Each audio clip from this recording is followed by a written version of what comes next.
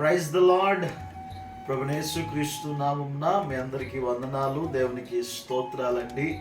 పరిశుద్ధ గ్రంథంలో ఈరోజు ఒక మాటను మీతో పంచుకోవాలని ఆశపడుతూ ఉన్నాను.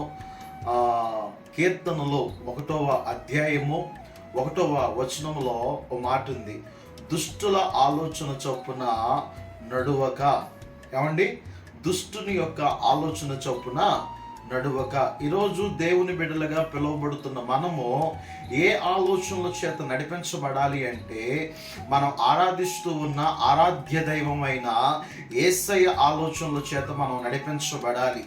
మన ఆలోచనలు మనకు క్షేమాన్ని కలుగుజేయవు, మన ఆలోచనలు మన కుటుంబానికి క్షేమాన్ని కలుగుజేయవు, కానీ దేవుని యొక్క ఆలోచనే మనకు మన కుటుంబానికి ఎంతో క్షేమము కలుగు చేస్తాయి.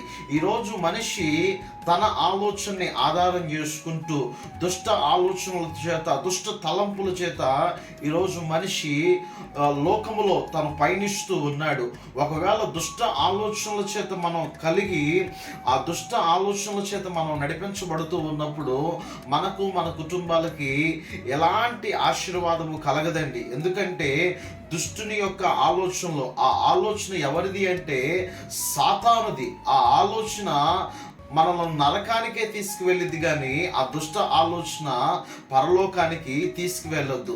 ఈరోజు దేవుని బిడ్డలుగా మనం ఏ ఆలోచనల చేత నడిపించబడాలి, ఏ ఆలోచనల చేత మనం నడిపించబడకూడదంటే దేవుని ఆలోచనల చేత మనం నడిపించబడాలి.